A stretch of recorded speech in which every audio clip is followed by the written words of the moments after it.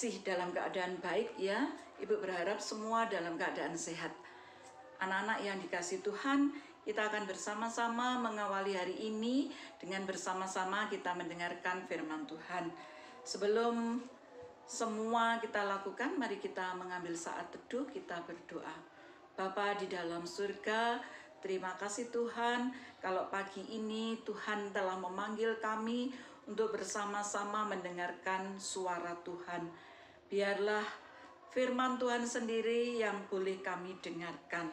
Biarlah Roh Kudus sendiri yang memampukan kami untuk bisa mendengar dengan baik. Di dalam nama Tuhan Yesus kami berdoa. Amin. Anak-anak yang dikasihi Tuhan, Ibu akan membacakan satu ayat. Firman Tuhan terambil dari 1 Petrus 5 ayat yang ke-8. Sadarlah dan berjaga-jagalah. Lawanmu si iblis berjalan keliling sama seperti singa yang mengaum-ngaum dan mencari orang yang dapat ditelannya. Anak-anak yang dikasihi dalam Tuhan, Ibu akan membacakan sedikit cerita tentang beruang kutub. Beruang kutub adalah hewan karnivora terbesar di dunia. Bobot tubuhnya bisa sampai 6 kuintal dan tiap hari ia membutuhkan sekitar 3 kilo lemak agar bisa bertahan hidup. Nah, karena hidup di kutub yang beku seperti itu, bagaimana caranya mendapat lemak sebanyak itu? Gampang, ya. Salah satu mangsa favorit beruang kutub adalah anjing laut.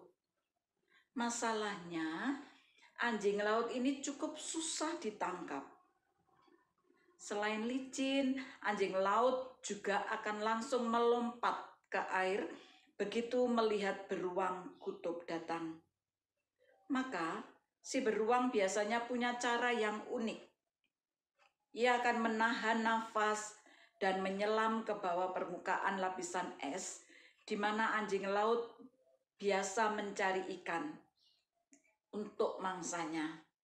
Lalu si beruang akan bikin suara menggesek-gesek lapisan es tersebut. Si anjing laut mengira itu adalah ikan, lalu dia akan melompat ke dalam air. Yang ternyata di sana sudah menunggu si beruang yang siap menyantapnya. Cerdik ya? Gambaran di atas juga adalah gambaran strategi iblis. Buat menjebak siapa? Buat menjebak kita, anak-anak Tuhan. Ya, iblis juga suka memakai hal-hal yang biasa kita lakukan, yang sepertinya normal-normal saja, tidak ada bahaya. Kemudian mereka menyeret kita ke dalam dosa. Ya, sepertinya nggak terasa begitu ya, nggak terasa. Anak-anak yang dikasihi Tuhan, mulai tanggal 15 Maret ya, ada pengumuman bahwa pembelajaran kita harus secara daring. Kenapa? Karena ada wabah pandemi COVID-19. Pembelajaran yang biasa tatap muka, kita lakukan sekarang memakai HP. Ya, dulu kalau kita selalu atau sering membuka HP, orang tua kita akan melarang. Tapi sekarang bagaimana? Alat komunikasi untuk belajar itu HP.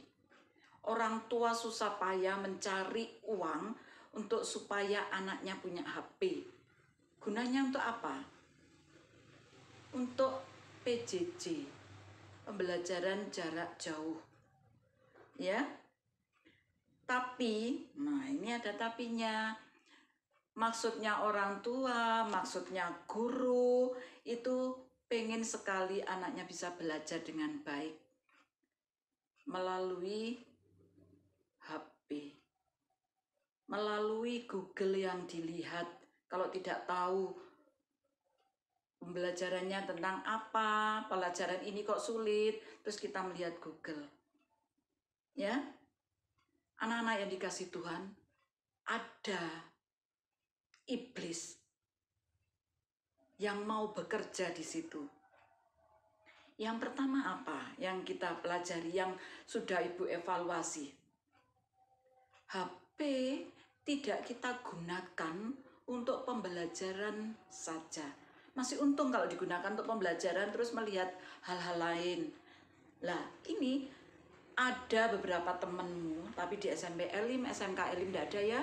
Beberapa temenmu itu malah tidak menjawab, tidak mengerjakan, tidak mengirim melalui HP-nya. HP-nya digunakan bukan untuk mengetahui pengetahuan lewat Google, tidak, untuk hal-hal yang lain, untuk game.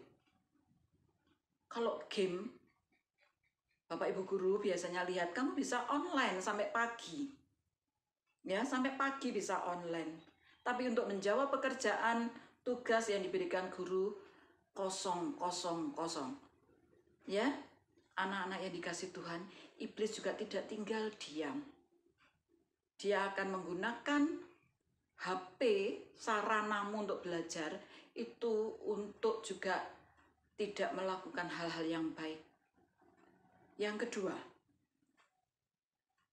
biasanya kita melihat hal-hal di dalam HP muncul gitu. Kalau HP kita tidak kita filter begitu, akan muncul hal-hal yang seharusnya belum boleh kita lihat. Kita akan kecanduan melihat hal-hal itu. Nah, jangan kalian merasa itu tidak apa-apa. Itu iblis sudah ada di sekitar kita. Dampaknya, pertama seperti tadi, kalian tidak mengerjakan tugas. Kalau ditanya gurunya, tugas saya banyak, gurunya terlalu banyak memberi tugas. Tapi, kalian bisa berdampak yang lain. Selain game online, kalian bisa melihat hal-hal lain. Ya, terus terseret melihat itu, terus kepingin lihat, terus kecanduan, kepingin melakukan. Anak-anak yang dikasih Tuhan, kalau singanya tadi mengaum-ngaum, itu hanya menakut-nakuti. Kalau iblis itu hanya mengaum-ngaum, seperti singa mengaum-ngaum, itu hanya menakut-nakuti saja supaya kamu takut. Tapi ini enggak, dikatakan di firman Tuhan tadi. Dia akan mencari orang yang dapat ditelannya. Apakah kita juga merupakan bagian dari orang yang akan ditelan iblis? Anak-anak yang dikasih Tuhan, kita akan bersama-sama lebih menjaga diri kita, dengan adanya kita bebas memakai HP.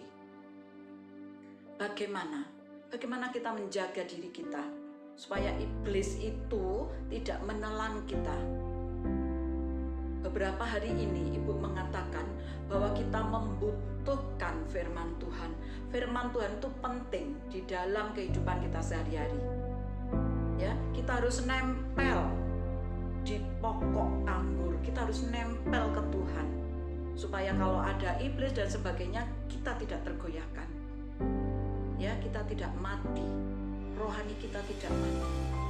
Anak-anak yang dikasih Tuhan, Ibu berharap bahwa HP yang dibelikan orang tua, pulsa yang diberikan oleh pemerintah, ya, pemerintah sampai membelikan pulsa, digunakan sebaik-baiknya. Semuanya menginginkan yang terbaik untuk siswa-siswa. Oleh karena itu, Ibu berharap gunakan HP-mu sebijaksana mungkin. Minta hikmat daripada Tuhan. Ya, kiranya Tuhan memberkati kita di dalam penggunaan HP dan kita bersama-sama menjadi anak-anak Tuhan yang tidak ditelan iblis.